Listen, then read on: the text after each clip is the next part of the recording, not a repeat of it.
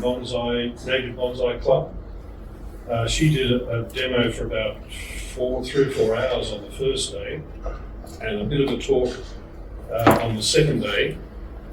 I thought that was brilliant. We had a guy called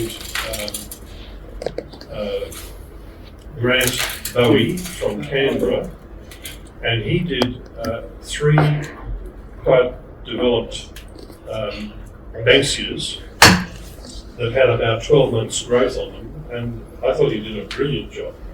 They were at least 20 years old each, and he didn't have to style them, they were already styled, but he cut them back so that the new growth fitted in with the style, and I thought he did a brilliant job.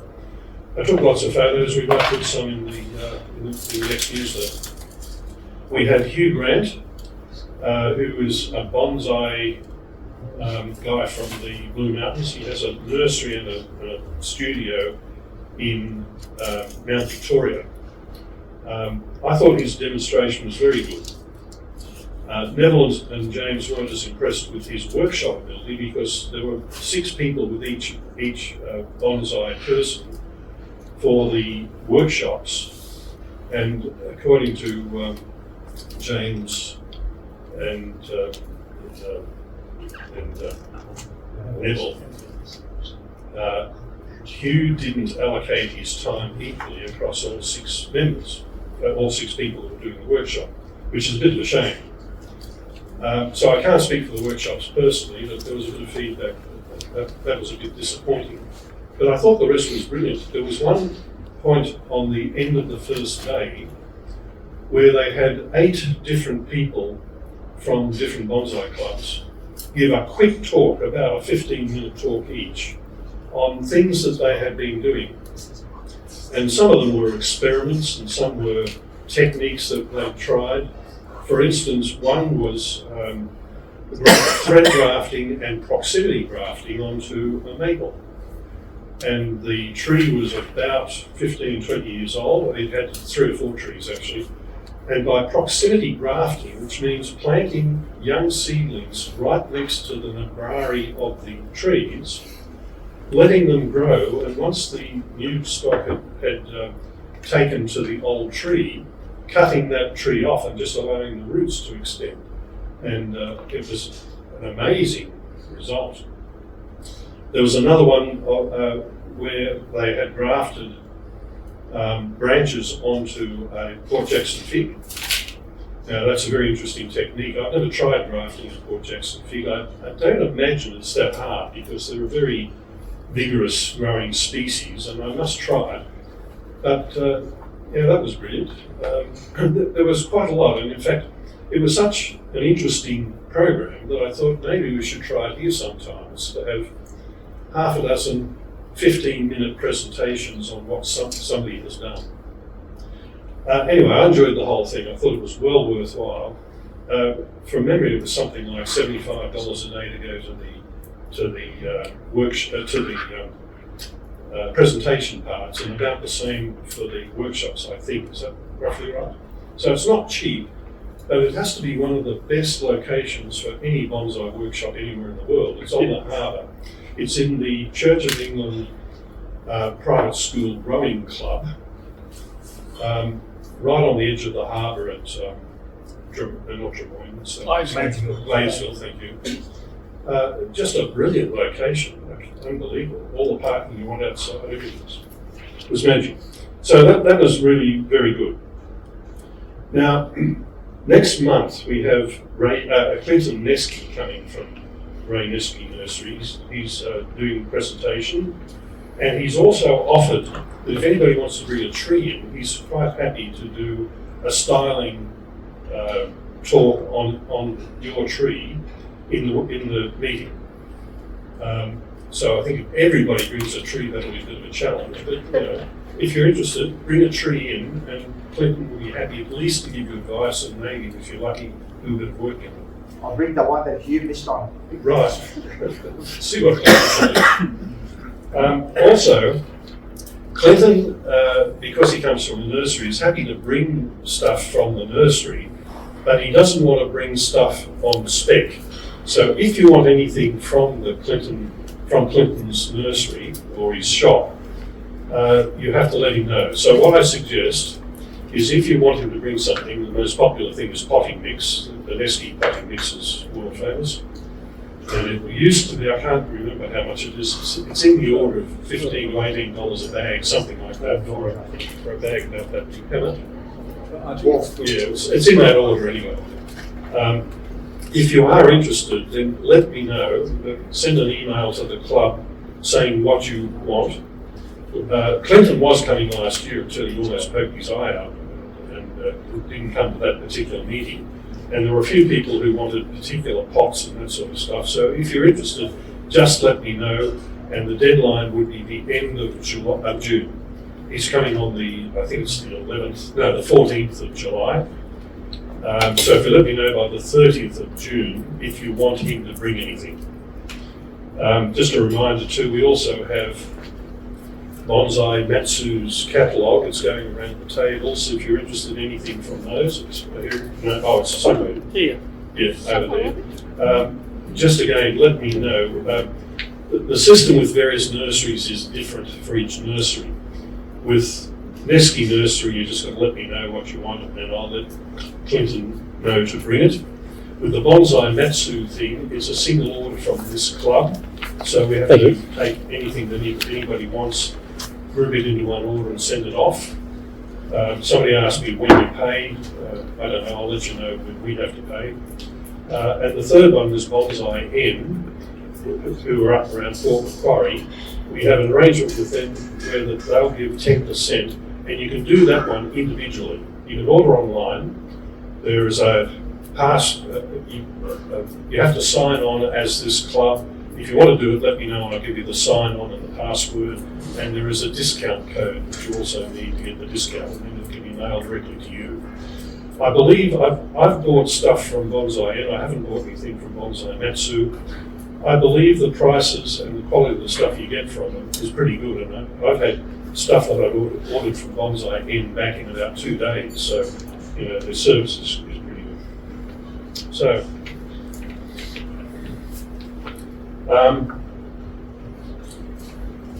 we normally have the AGM in July, at our July meeting. But because Clinton is coming next time, we're going to postpone the AGM for 1 month until August. So for all of those who are dying to get on the committee, you'll have to wait 1 more month. But if you are interested, still let us know, and we'll work out how to get you in. Annual fees are due at the end of this month, so from the 1st of July, you can, I think you all know how much it is. It's in the website and the newsletters anyway. But if you want to pay, you can either pay in cash at the next meeting, or this meeting, you can pay by electronic funds transfer, and the details of the bank account are in the newsletter, or you can pay by credit card at a meeting. So that's from the 1st of July.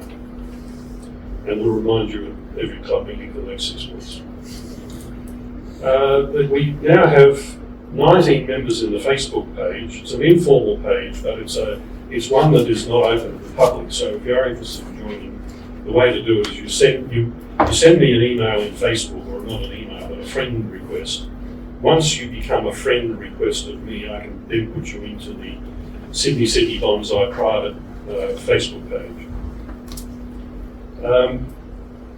The theme of tonight's meeting is the display trees are slanting style trees. I haven't even looked at them yet. But we also asked people to bring in their favourite tree. How many people brought in their favourite tree? No, sorry. Yay! Good. I did too. We've got a couple, okay. That's good.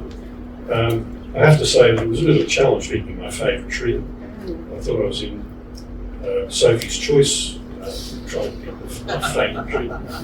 But we'll see how that goes later on. Now, how are you going, Brian? Have you want to take a bit more time yet? Yeah, I will still be a bit more time. I just to give kind of an update. What I'm working on is covered. So I've laid it down. I've started to cover. Sorry, again. I've started to cover the. So I laid it down, filled it in. I'll need to work the soil in, but to build it up back here, I've brought some muck, and muck is generally 50% clay, 50% composted cow manure. I tend to work in a bit of core peat and a bit of stone as well, just to try, because sometimes it sets really hard, and it sets like stone or something like that, and the water just runs off. So I'm trying to keep it moist and have it at least be able to absorb some water. So I mix a bit of core peat in with the muck, but it basically is just to help hold the soil.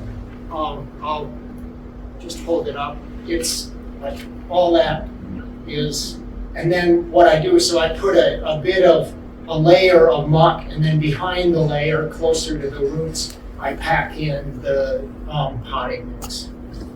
And so the idea is, it's kind of like it's in a pot, but it's on its side. At least for the moment, that's, I guess, where I'm up to now. Okay. We'll get a further report in a little while. We've got the swap table. There are some things out here, but Neville was kind enough to bring some of this tree moss. What's it called? Spanish moss. Spanish moss. There's 2 bags of it out here. You can have as much as you like, but you have to get it home yourself. And there's some other pots and things on the swap sale table as well. Now, the next bit is an impromptu bit. Several people have asked me over the last few months, last few meetings, whether I use a Bonsai recording system on my laptop or phone, and I do. And I know that a lot of people here do. How many people have an electronic app on their phone or whatever? So 1, 2, 3, I do, but I don't 4, use 5. it. I don't use it. Oh, well, can I ask why you don't use it? Just type. Okay, because I use mine religiously. That means every Sunday. No, I'm using it. And I thought I would show, for those people who ask me, what I do, a little series of pictures of the screen. So I'll just start that up. Just chat amongst yourselves for a second.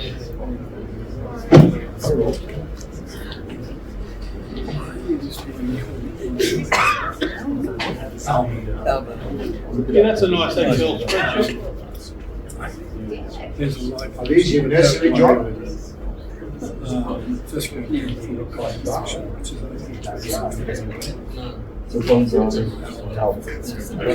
yeah. There we go.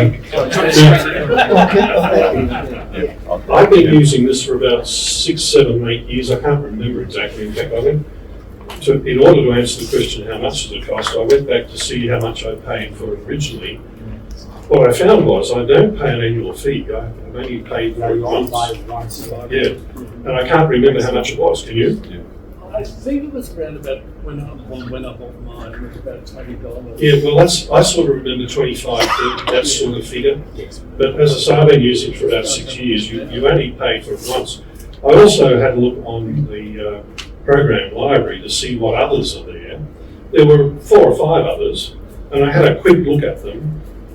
One of the things about the Apple program library is it doesn't tell you the cost of anything. You've actually got to order it to find out how much it is, which is a real annoying feature. Anyway, this one, the one I use is called Bonsai Album, and that's off the program. There's a lighter version of it. There's one for free, but it only allows you to put one photo. And Yes, it's called 5 trees like that. It's called Bonsai Album Lite. Light. And I actually thought, because I haven't been paying for it, I thought I must be using the light version. But when I had a look, it's not. And yes, it'll have limited, and I think severely limited capability. Yeah, question. Bonsai Album doesn't do Android phones. Oh, does it? But Okay. they have Well, Bonsai album for PC, which is the same. same one, but a different. Okay. Thank you. That was another thing I wanted to check that I didn't. So, just to show you a bit about it, the basic index can either be alphabetical or descriptive, or picture. And this is the alphabetical or the descriptive bit, and this is from my use of it. So what it shows you is a description. Now you can sort by species or description, and I happen to sort by species, but nevertheless, basically it's alphabetically within species, if you like. And on the index page, it just shows you this. I have invented my own ID system, and I suggest that's a good idea if you do. If you get more than 6 bonsais, then numbering them is not a bad idea, because when I started off, I used to keep a notebook with 2 pages per bonsai. And that was effective and good, but the problem with that is you've got to go back in from working on your bonsai to make any notes, and I would always forget. So the notes never kept up to date, whereas when it's on your phone, you can put it on a laptop too, but I have one on my phone, and I find it very easy to carry my phone around with me, and when I'm doing something, when I'm finished doing it, just put a quick note in the phone to say what I've done. So this is the index, and it also gives you a picture of the thing. You don't have to record photographs, but it's a good idea. So that's the index, or one form of the index. The other form is photos, so you can have an index by photos, and if I click on one of those, it will take me to the record for the tree.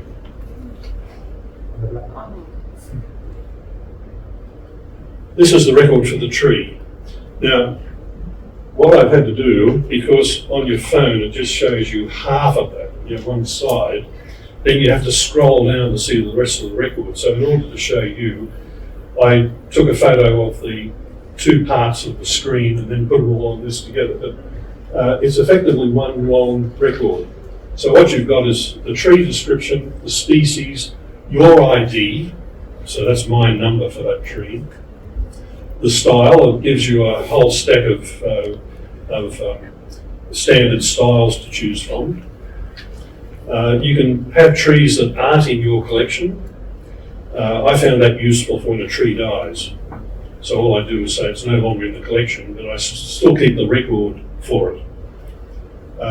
Fertilizer, if it's a special fertilizer you're using for that tree. The plant date, and it's got it will work out the age from your plant date, but see, a separate date is the date acquired, so it gives you 2 dates that you can store. How much you paid for it, how much you think it's worth. Notice I'm not very clever because I paid $200 for it, it's now only worth about $100. And if I sell it, what the sales price. So, and you'll see at the end, it gives you some summary information as well. Then a pot, and I'll show you in a moment that there is a separate database for pots. So you can have a separate record for each pot. And from this record, you can say which pot it is. And if you click on that field, it takes you to the pot database, and then you can select the one that you are using for this tree.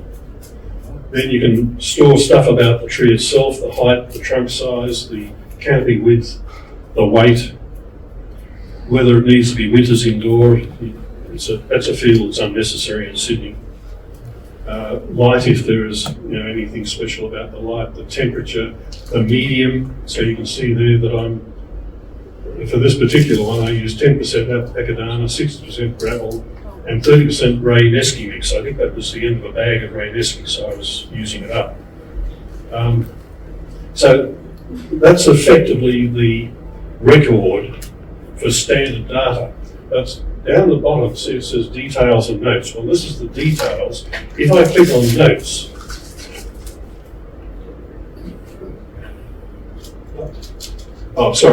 against each record, you can have as many photos as you want of that tree, which is very handy for recording in picture form the history of the tree. So, You can look at it 5 years ago, 6 years ago, and that's very useful, I find. Sorry?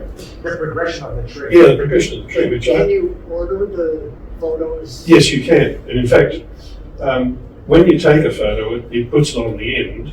I always reverse it and make that the last one, because the first photo is the one that it displays on the front page.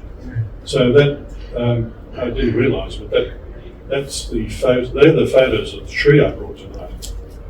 So you can see the progress from way back.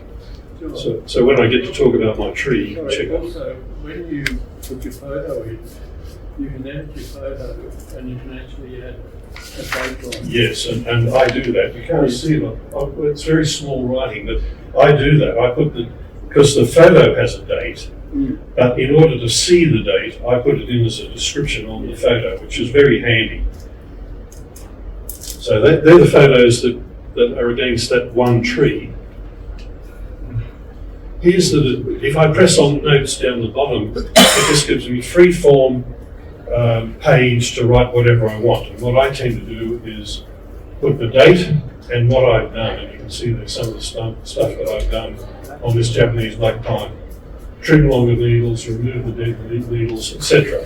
I find that useful in trying to remember, if I come to work on a tree, I think now, I worked on this last year, what did I do last year? Or 6 months ago, or whatever. So I find that very useful.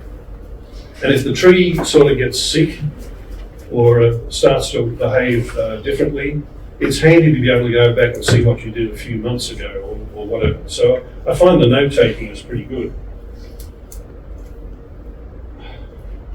Now, anybody listening to me would think that I'm doing this as an advertisement for Bonsai album. I'm not. But you get from my enthusiasm that I think it's a worthwhile, very good program that I use quite a bit. This is the pot database, and this is the photograph. You can do with the pots. You can do that either by description or photograph. So this is the photograph index of the pots database,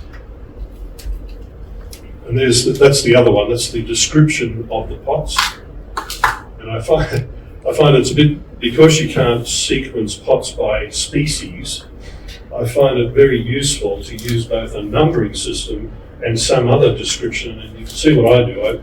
I put big oval blue or small rectangular green as part of the description, because when I'm looking through, it sort of makes it easy to pick it. And then against each of those pot entries, you've got almost as much detail about the pot as you had about the tree. So where you bought it, how much you paid for it, who the pot was, if it's a handmade one, etc., how much I paid for it. And I find that useful, particularly if you've used on a tree and you're selling the tree and you can't remember how much you paid for the pot. So it sort of ties in quite nicely. There is a log capability, and that's useful, for instance, if you do things that apply to all the trees. So, for instance, if you want to keep tabs on how often you water, or how often you fertilise, or how often you put the shade cloth up, all that sort of stuff, instead of putting it into each tree that I fertilised this tree today, you can just make a log entry which applies to everything. So I find that sort of useful. That's the least used feature of the whole thing that I don't use, but it is useful and I should use it more.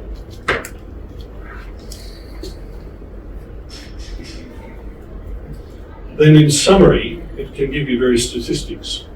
So total number of bonsai records. What I was going to check, I don't believe I got 161, so this must be ones not in my collection as well. Which includes ones that I've died, because I think I've got more that died than are still alive. But the pots is probably pretty right. I think pots don't tend to die, so that's probably how many pots I've got. Log entries are not very many, 1,000 photos, almost 1,000 photos. Number of unique species, number of unique styles. The oldest tree, that's interesting. I didn't know that. Winter indoors. I've only nominated one tree for winter indoors. I don't know why. You probably. So, and total value, and that's that's just my nominal value of the trees. That's a bit of a surprise. And I can't afford to insure them. I mean, if I try to insure those, it's going to cost thousands of dollars, I would think. But anyway, it's interesting. So that's almost it. I think the only other... Oh, you can do things like back up the database, which is very useful. I do it every 5 years whether I need to or not. If you switch phones, does it carry? Yeah. Because I back up every 3 months. Right. Does it carry over? Yeah, it does. Okay.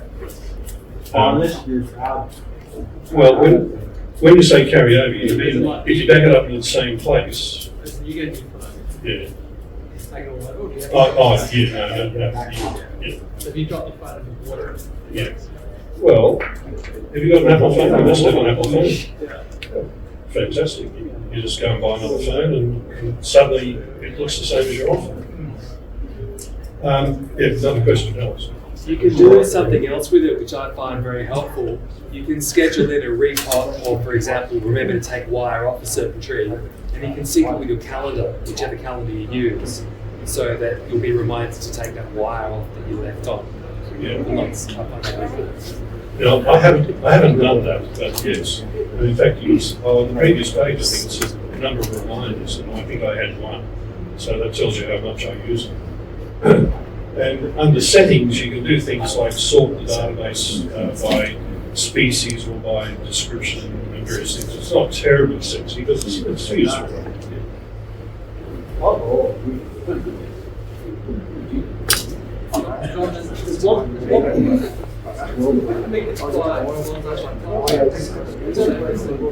Yeah, bonsai empire, bonsai hair, something.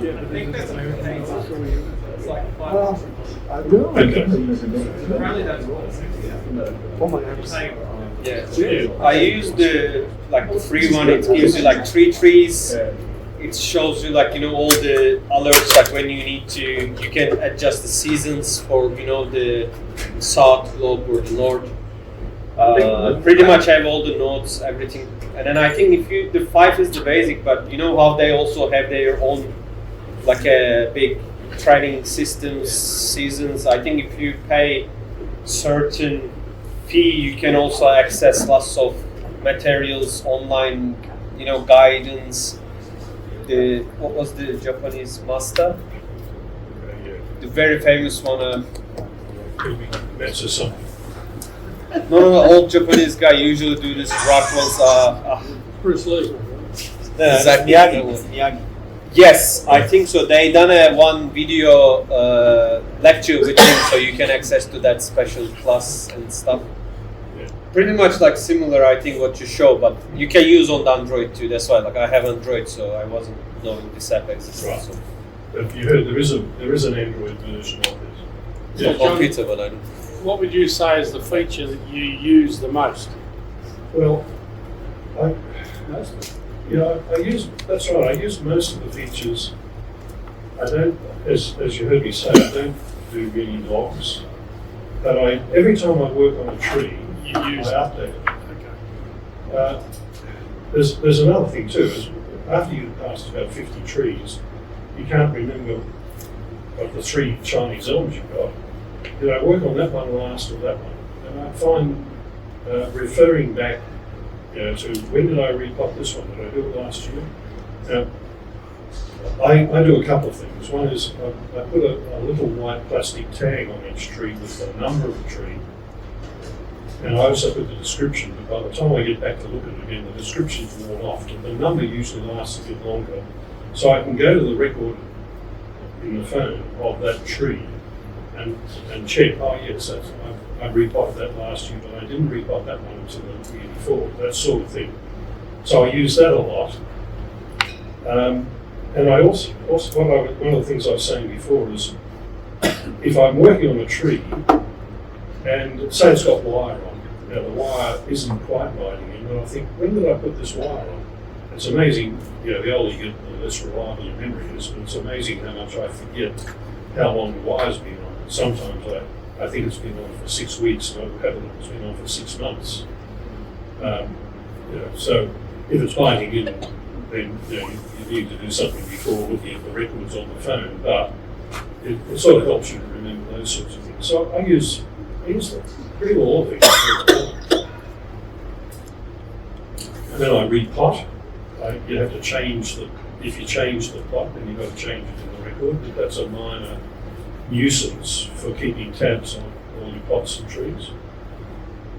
So as you probably gather, I'm quite enthusiastic about it. And I use it every time I work on bonsais. I use it. Also, in that area where the notes are, above the notes there's a lock, and you can, if you're looking at a tree, you can then go and log that tree what you've done Yes. today on that tree. So you rely to give you a decision, and it actually shows up on the front screen. Yeah. So that's And I don't use that feature much. That's what I use a lot because of course I know. Yeah. That's all it is. Well, I rely on the description to be the same. Yeah, any other questions? As I say, it's not an advertisement for the thing, you don't have to use it, but I find it far better than using a notebook, trying to keep up with it. What do most people use to mark their trees? Like, do you use plastic tags or commercial? Good question. I've already permanent markers. How do you do it? Well, I use the thing, they're something like $5 for 100 or something, they're cheap. The trouble is, they don't last long. Within 6 months, they disintegrate. But that's all right, persevere with that. And I just write the tree identification number, the tree name, but as I said, that I can't rely on that lasting very long, the date of the tree, and when it was last repotted on the back of the tag. Because they're the things I most want to know about a tree when I just go there. So when you've got that system to back it up, like the most important thing for you is the number, isn't it? Yeah, as long as I've got the number on the tag, sometimes the number is worn off, and then I've got to go resort to photographs. I don't have that many trees, it's a major problem, but the species I've got most of are Port Jackson figs. I must have 50 or more of those. And if one loses the tag, because if I take a tree inside, my wife doesn't like the white tags. They distract from the beauty of the tree. So she kindly takes the tags out, and then they get lost. So sometimes I have to go back to the records to find out what tree it is. And I've only ever once got in trouble. I completely lost tabs on a eucalypt, and I couldn't remember the exact species. I'd lost the white tag, and I couldn't find the record in my phone. So I only ever happened once. Most of the time it's pretty easy. But what do other people use for identifying their trees? I just use the app. The which? I just use the app. But physically on the tree, how do you do it? Oh, okay, so you do it by picture effectively, by visual, yeah. What do other people use? Robert? Ken, these Dymo machines that make labels, you can actually buy the tapes of that are aluminium. Right. So you can punch out whatever you want. And stick it on. Forever, yeah, but you have to tie it onto the tree somehow. Yeah. I was looking at something else the other day on TV and came across an idea that I thought was worthwhile for bonsai, because you can buy RFID tags. Everybody know what an RFID tag is? And I knew that you could do that, but it had never occurred to me that, because they're cheap, they're about 5 cents each, that you could use one of those in your tree. And you can then identify it by ID number by putting your phone close to the ID tag, the RFID tag. NFC, RFID. NFC. Near field communication. Oh, okay. My apologies. Okay, I withdraw the previous statements. NFD, but effectively does the same as an RFID, doesn't it? But the RFID, if I'm not mistaken, it's satellite information. Radio frequency ID. I'll stop while I'm ahead. But the idea, regardless of what it's called, I thought the idea was good for a 5 cent tag that you can identify. And I remember some years ago in this club, there was a big discussion about how could we do something to the tree to identify it if it ever got stolen. Now, the RFID, or the NSD, or whatever, these tags would be very good, but they don't really help in that, because whoever stole it is not going to say, bring your phone over here and check this one. So we were looking at tags that can be identified by a satellite. It looks like a coin size Yes, that's right. tap. And Yeah, like a coin on your tree or whatever, and you can stick it to whatever Yeah. and record. you can even bury it in the tree. All that. John, it was on the news, I think, like around 3 months ago in Brisbane.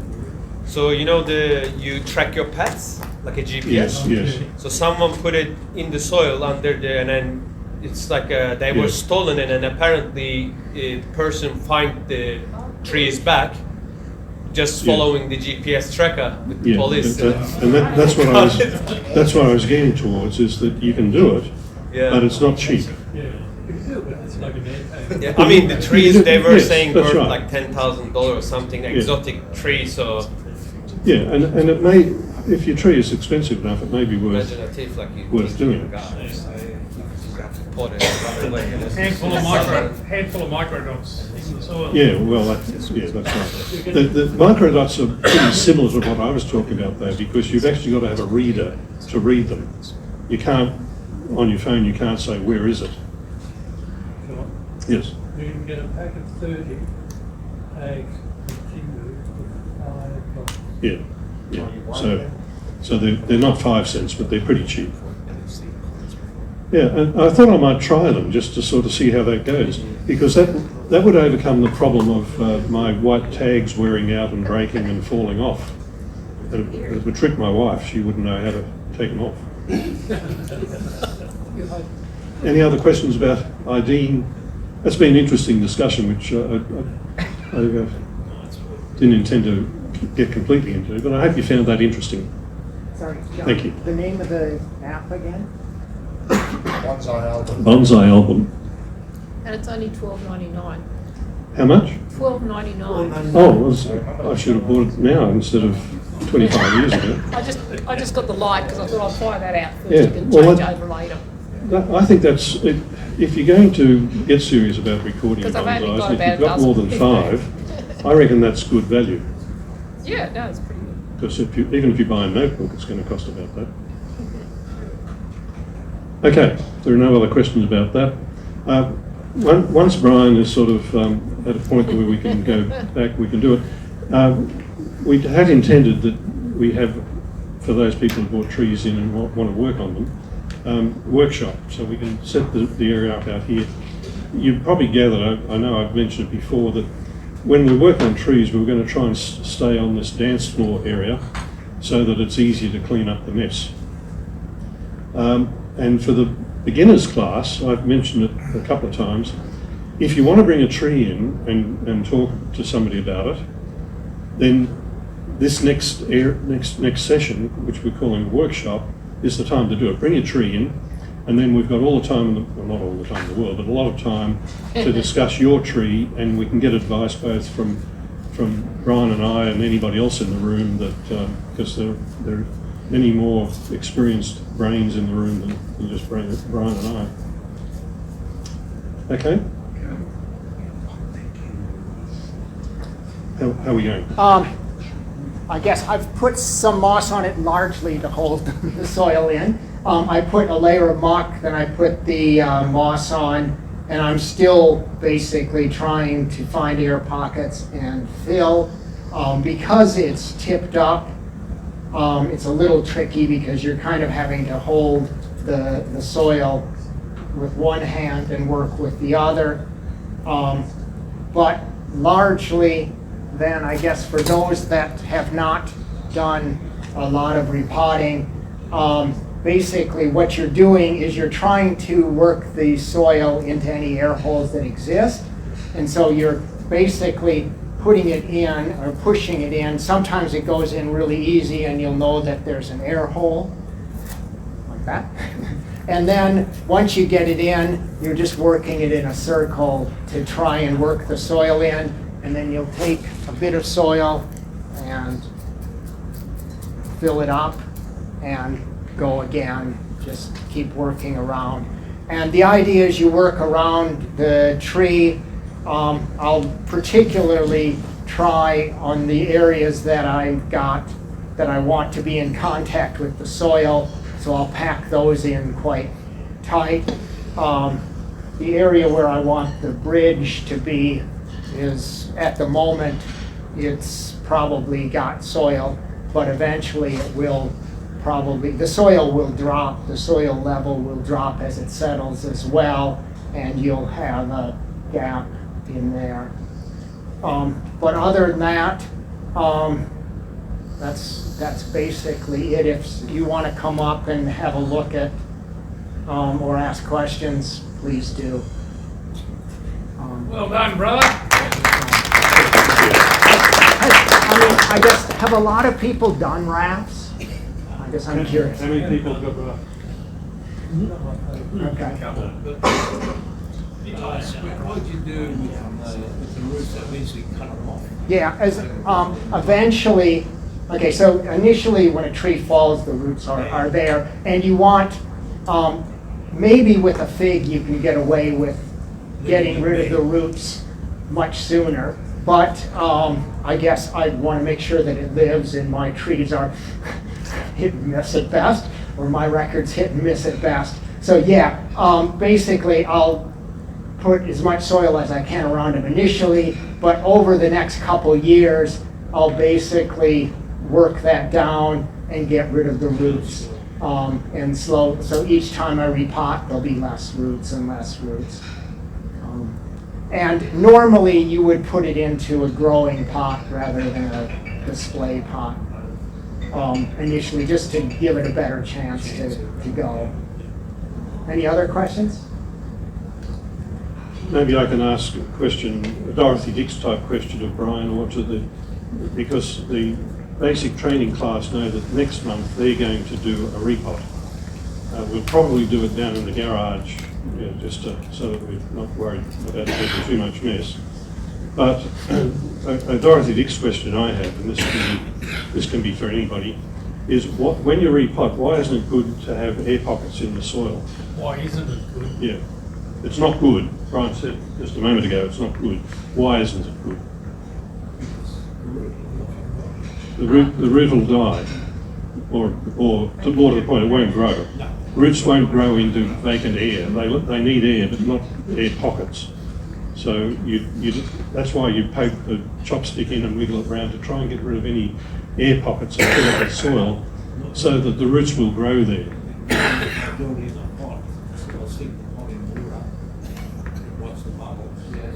Yeah, but if you've got an air pocket there, that process won't necessarily fill the air pocket up with soil.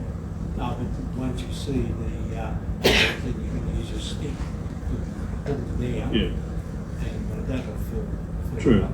Rhonda. So does dunking the pot completely submerse it in water, does that remove the air pockets? No, that's the point I was making. It'll tell you that there are, well, actually it doesn't tell you too much.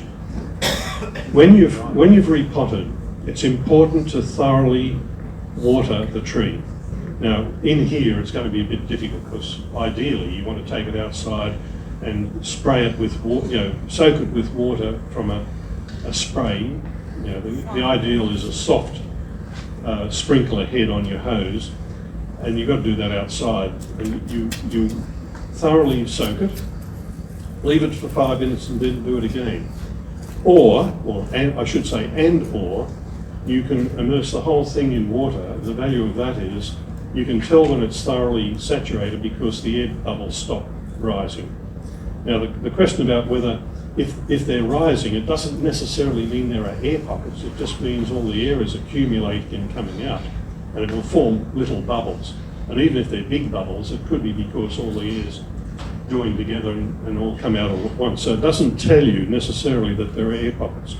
But what Frank was saying is, if you do get what looks like a lot of air coming out of one spot, you can poke your chopstick in and see whether, because you can tell if it's an air pocket because, as Brian was showing, the chopstick moves around very easily, and you can sort of tell that there's nothing there. And that gives you a chance to fill it with soil. Thank you. Okay, any other Dorothy Dix questions that you can think of? One question that somebody asked during the thing, which is always a good question, is it best to wire, when you're repotting, wire the tree in or not? Now, I gave an answer then, but I'm sure not everybody heard it. So Frank always does. How many other people always wire? Use a bit of discretion. Okay, that's interesting. So about 3/4 of the people in the room. Yeah. Can I just ask, those that answered yes, are you thinking about repotting into a bonsai pot or from one development pot to another? Do you rewire, take it out of one development pot, put it in another? I'll rewire regardless, you can throw it Yeah, in. okay. It's to do with the stability. It's how much you take off the roots and the way it Right, springs. okay. Just make sure it's not going to get knocked over by the wind and animals. Just that's developed lately, because now with my umbrellas, I can pick up the whole tree that pops off from it. That's it. Again, I saw a demo, and I can't think where, fairly recently, where a guy was doing a development tree. Oh, yes, I remember where it was now. He had a pond pot or an orchid pot, you know, the ones, plastic pots with lots of holes. They're basically all holes. He repotted, and then he put 2 chopsticks above the root ball of the tree through the whole basket, which very firmly held it in place. So you don't have to use wire. It's just that wire is a very good, secure way of doing it, and most pots that you buy these days have wire holes in the bottom, which make it easy to put the tying wires down. If there aren't any wire holes, and if you don't know what I'm talking about with wire holes and stuff, sing out after this and I'll show you. If there aren't any wire holes, then you can use the drainage holes and just put the wire. What you do is you make like a spectacle with a bit of stronger wire, and then you tie the tie wires over the through the yes. mesh that you've got there. And Depends on how many watering holes are in the pot, because if there's only one, then you have to do that. But if you've got 2, 3 or 4, you can do one wire, yeah. one double wire there, one double, and then you can cross them over on the top. Yeah. Did everybody hear what Frank said? Okay. Any other questions, Andrew? Also, what I do too is we don't have wires. I use a diamond drill and make them. Yeah. I've been doing the same thing, except for the $10,000 Japanese handmade ones. I don't tend to drill those, but and because most pottery can be very easily drilled, and you can make a bonsai pot out of a soup plate by simply drilling holes in it. It's not that hard. You just got to have a special drill. But that approach grafting with it, I can understand why you plant it on a bonsai, but if your tree's a bit bigger, you can have another sapling in a pot and leave it and do the same. Put the pot up against. I mean, it's a bit hard if the tree's not tall enough to accommodate the pot. True. Everybody hear what Frank was saying? Didn't hear a word. Say it again. If you're going to approach graft, you can get the one that you're going to attach and leave it in a pot, and then do your normal grafting onto the tree and let it grow in the pot, and you cut it off the same as normal. You don't have to grow it right down in amongst the roots. If your tree's tall enough to do that, to accept, or your approach one is long enough that you can leave the pot there and bring it up to where you want it to. They do it. I've seen it done quite often. Yeah. Then the other thing I want to ask about the species that you're going to, does it have to be exactly the same? Yes.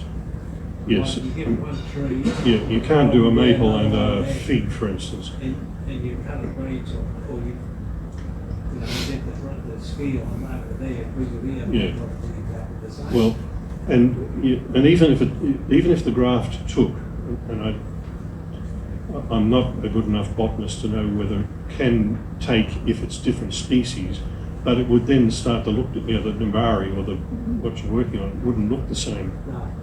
But yeah, when grafting you should use the same species, whatever you're doing. I've seen the approach grafting done like that. Yeah. And they decide they want to branch here, there's nothing there, they, you can see them. Yeah. Another thing on repotting, a technique, and I mentioned it earlier in the basic training class, was putting something flat and thin under the tree in order to get the roots to grow laterally out rather than down. Now, again, one of the short 15-minute presentations at Bonsai in the Harbour at the weekend, a guy had, and I meant to ask him later, I think he's obviously had it made, he had a disc which was about that round and about that thick in the middle, but tapered towards the edges, and it was porous, but so it was baked but porous, and he used that under his trees. And I wanted to ask him whether he had it specially made, because I've never seen one so nicely made before. Because you can use pretty well anything, and a lot of people use wood, just a round piece of wood. You make it roughly half the diameter of the the root mass, and put it underneath when you repot, making sure that there's no air on top of it. I've even seen one demo where the guy nailed the branches onto the piece of wood in order to make sure that they spread out exactly how he wanted. But putting a piece of wood, a stone, a tile, a CD, I've seen CDs used, under the tree when you repot, promotes the roots growing out laterally instead of down. And it helps the next time you repot, it helps because the roots, one of the first things you do, and you saw Brian do it if you were here at the beginning, is try to comb all the roots out so that you can get them even. Well, if you use that thing under the tree, it makes that process easier the next time you repot. Anybody do it when they repot? Use. I'd be surprised if Simon doesn't. Use something flat under the tree when you repot in order to get lateral root growth. You don't do it? I'm amazed. I would have, if I'd have bet quids that Simon was the person. There's a guy down with his field growing, he uses a metal donut, puts a sapling through it, plants that. As it swells into the hole, all roots fall up, after he goes out. And then when he digs it up, he cuts it off. Everybody down the other end hear that? Yeah, sort of. What Ollie was saying was that there's a guy down in Yakadanda who uses a flat disc, metal, did you say? It doesn't matter what the material is. Puts a hole in the middle that the tree fits through, so it's only good for saplings and small trees. Put the tree through, plant the whole tree back in with the roots underneath that flat disc. As the tree grows, it cuts in where the hole is, it grows and expands beyond the size of the hole. Above the hole, it will form new roots. Those roots will spread out on top of the metal plate, so that it might take more than a year, but the next time you repot after that, you can cut the entire bottom off the tree underneath that disc, because you've got the tree and lateral roots on top of it. I've seen it done with a CD, or that sort of thing. All these techniques for when you repot. Most important technique when you repot is keep the tree alive. Because I would say, we could do another informal survey of the group here, the biggest risk of killing a tree is probably when you repot. I suppose, I'm just trying to think of my experience, and I think 90% of the trees I've killed has been after a repot, I think, roughly. Would everybody sort of agree with that? Anybody got a better way of killing trees and repotting. Now, I mentioned Marcella. When the sprinkler doesn't reach. I mentioned Marcella Fiera, who is very good with natives. She said something controversial in terms of the slide I had up here earlier, which said, rough rule of thumb is, best time to repot deciduous trees is late winter just before the buds burst. Now, depending on the species, they burst over a range of about a month or more. The ideal time is just before they burst. Another Dorothy Dix question that I'll ask in a moment is why? And for evergreens, including natives, somewhere in summer or autumn. And Marcella said she repots any time of the year. Now, I heard Lee say the same thing a couple of meetings ago. Lee Wright repots her trees anytime. However,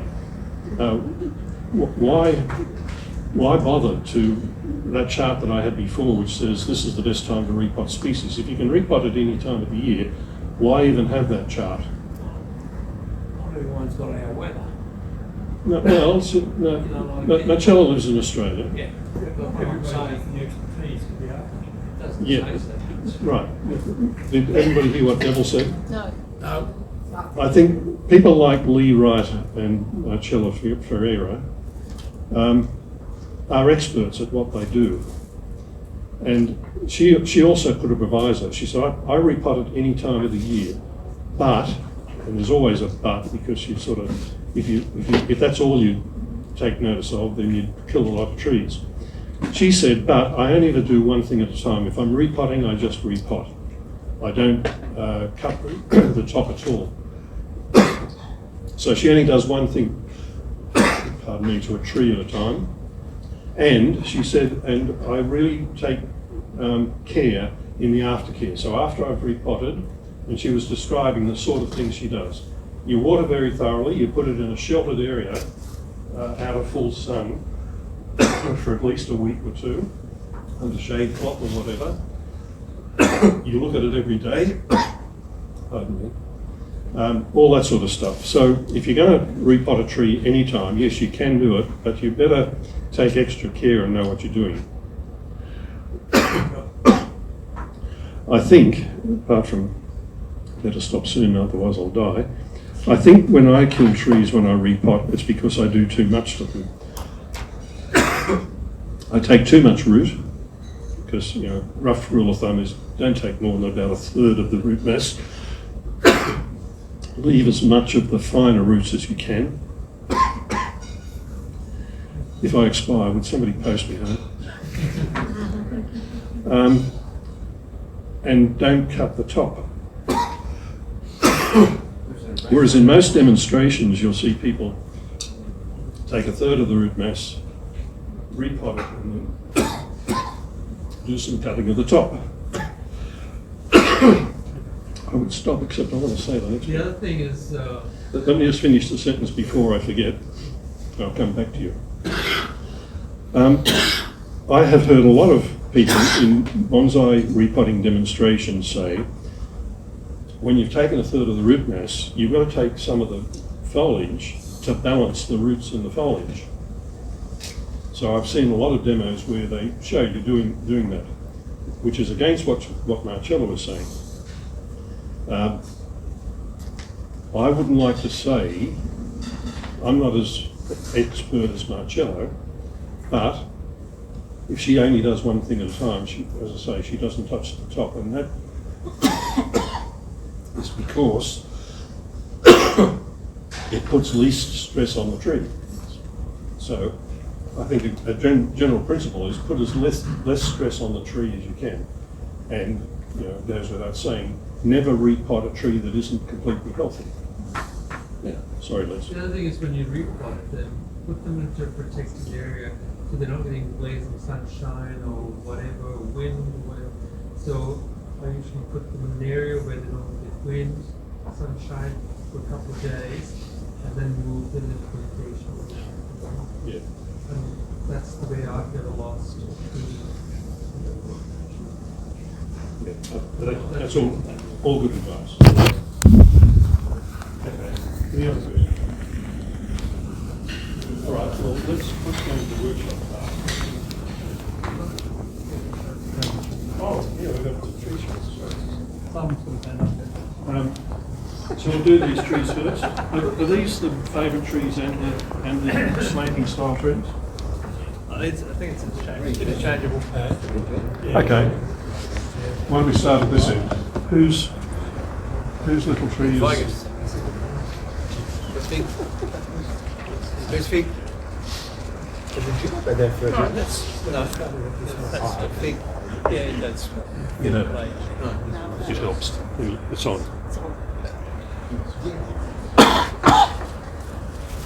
Well, I'm not quite sure that this is actually my favourite tree, but I was going to bring a juniper, which is probably more my favourite tree, but I tried to incorporate an accent plant, which we were talking about last time. I thought, okay, I'll try it, never done it before.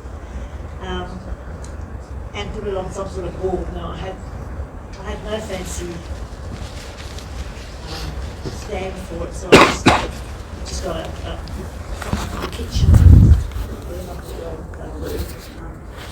It's a fig. It's got lots of little area roots, and I have to have a little pot, which I thought I'd try. It's probably too big actually for that balance-wise. But I didn't have anything smaller, and I've only ever got really small bonsais. I don't want big bonsais. So it's just a try. Not, I wouldn't say it's my favourite, but I'd give it a go.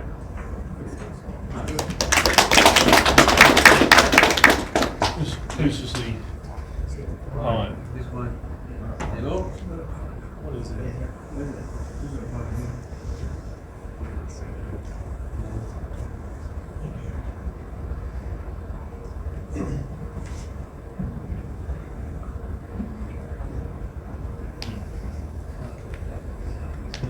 Well, I'm using this tree as a display tree, so it's a slanting style, but also as one of my favourite trees. It's deodar cedar or Himalayan cedar.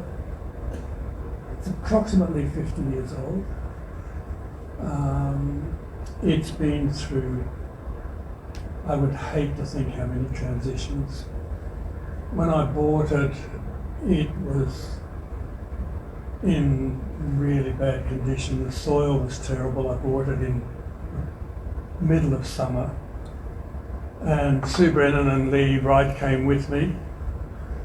And it was being sold by an elderly gentleman who was trying to fund his retirement to the Philippines. And he had ridiculous prices on his tree, but I was able to beat him down on it. When we got it home, we just realised how bad it was. So quick phone calls to Dorothy Koroshoff. What do we do?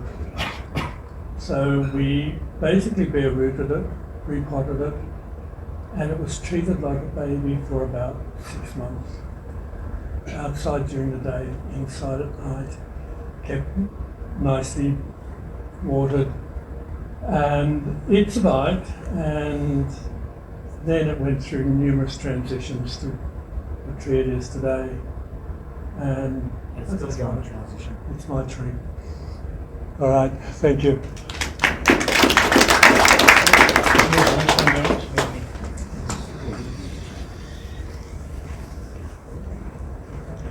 Hi, my name is James. I've been sober for 3 months now. Just joking, it's not the same meaning. I was bringing two different trees. The same thing with previous. What's the name about the fig? These one was too hairy. Like I just neglected it, couldn't be bothered with it. And I thought, nah, actually I might get into it. The last an hour before I got here, got into it and pruned it. I purchased this tree about 8 years ago. It was just a style. It was just actually more flat. And I've changed the style of it. I've risen it up a bit and I carved it. And the same thing's been going through so many transitions. But at the moment, what I'm thinking about is this tree is pulling two different directions. So it's more symmetrical than what's on. So thinking about either cutting this off, shorten it, or bending it towards the tree. If I swing it, it's going to hide this carving. So it's just a little bit of dilemma when I do it. I wasn't going to prune it like before, because I wanted to see the flowers on it too. So usually, if I leave it, I'll see the flowers. But it gets very, very bushy. I can't display it. If I prune it, it gets into shape, I lose the flowers. Yeah. So I had it for 8 years, but the previous lady, she had it, I think she had it for about 25 years, she said. She had it. Yeah. So, Maria. I think mine might be the next one. I think so. I mentioned earlier that I had trouble picking my favourite tree. If I had to pick just one tree to keep, it probably wouldn't be this one, but I really like it because the history of it, and you saw a lot of history photos in one of the slides up earlier, you could say it's field grown. I pulled it off the street. I saved it from a rubbish collection. It was in a much bigger pot, and it was growing as a weed. The plant that was in the pot had died, and this was growing as a weed in the side of the pot, but it was quite a sizable. It probably had about a 2-inch trunk back then. This is about, I don't know, 7 or 8 years ago. And I pulled it out and put it into this, and I quite like the way it's going. Port Jackson figs, if you look at the ones in the botanical gardens, have this dome shape. Now, I didn't bring this because it's a nice display tree. It's nowhere near a good display tree, but it's coming on along to be quite a nice shape. It's almost a slant style, not quite. It's got a slopey trunk, but it's not, you wouldn't call it slant. But it's coming along. It's getting quite nice bifurcation. I'm always envious of Chris Denton's figs. If you look at some of his older figs, he has fantastic bifurcation and small leaves on his older figs. And this is coming along, way short of Chris's, but getting there. So, I quite like it. So maybe my second or third favourite tree. And there's another Port Jackson here. Whose is that?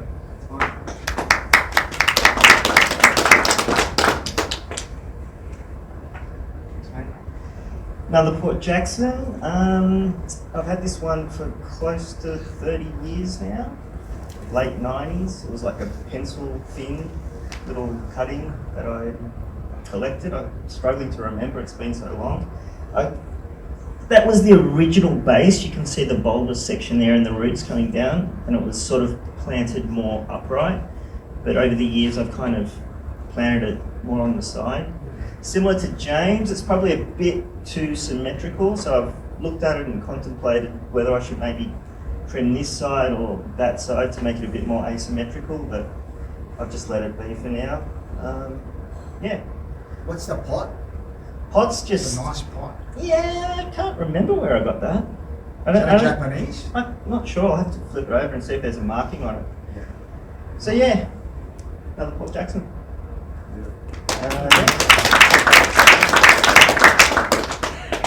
This is the next one. Come on, son. No, I'm just trying to fill it up. What do you mean bring it up? Oh, we can't see it. Bring it up onto the- You don't have to hold the microphone this way. It's a bit bashful. Hello. Hello.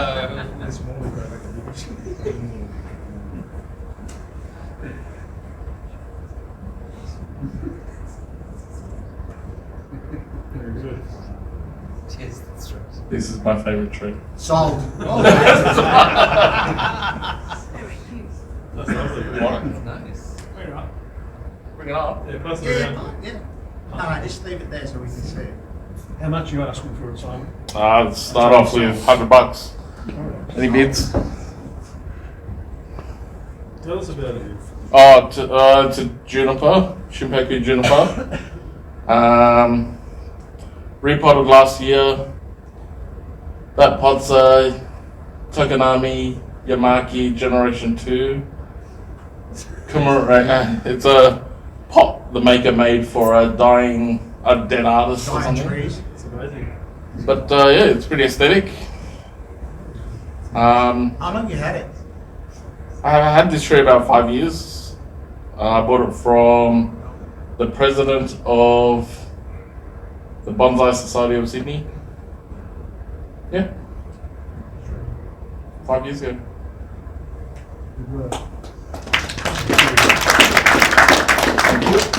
How often do you repot your junipers, Sam? Junipers? Like for example, I know you said you repotted it last year. How long is it going to stay in this pot before you can actually? I think it's good for another 3 years. Okay. So I think 4 years for junipers. Yeah. 5 years until I think Well, about it it's for not, pines. It's not deep, it's shallow as well. Yeah, that's fine. It's in an It suits inorganic it, yeah. mix. It's gonna be fine for a while. Yeah, it suits it because it makes the tree shallow. Black pines, 5 years till I think about it. So I'll look at it and be like, you don't need it. Tridents every year. So every year trident gets done. Trident every year. We abuse the roots down to nothing. So it's not, I don't take off 1/3, I probably take off 2/3 With trident, for trident. Trident will come straight back. even an old tree. Even an old tree comes straight back. It's so strong.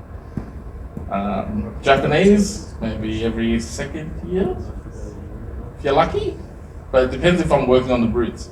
If I'm working on making a nice nabari, every 2 years, guaranteed, or every year, to even sort out the roots, see which directions I want to put the roots into. Azaleas, every 2 to 3 years. Can I ask, azalea, how far back can you cut the tops, the leaves? I'm doing my research at the moment. They're saying if you want to create a trunk, if you want to boost up the trunk, cut off everything in winter, and then so every spring you'll get a new release, and then the next winter you cut it all back again, but you don't have flowers, so it's a sacrifice. Yeah, well, that's But then if you want to prune, you're most likely pruning, the general sort of thumb is after flowering. So spring, the second of flowers, it'll shoot out and then you trim it back and then it'll still have the strength in it to push out again. Well, mine's getting a bit too long. I want to bring it in. Yep. Now, Do you want flowers? Well, You can't have both. Eventually. Because nice big white flowers they are. No, so the shoots that are coming out in spring will have the flowers. Yeah. So if you chop off all of them in spring, then you'll have Yeah. No flowers for that. for that year, and then next year you have to wait, and then So if I Yeah. chop it back in winter, as you said, chop back in winter. because mine looks a bit sandy now, No. it might split up again next spring.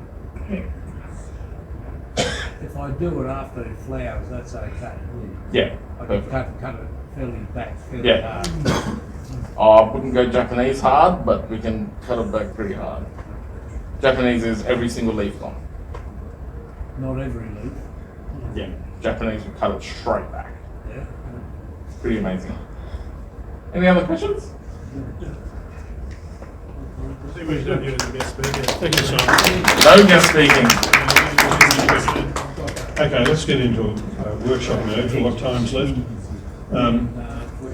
I believe that azaleas are the best back-budding species of all. So you can be really hard on them. I know that on my hedge ones, I use my hedge strip after the flowers, the hedge ones are right across the top.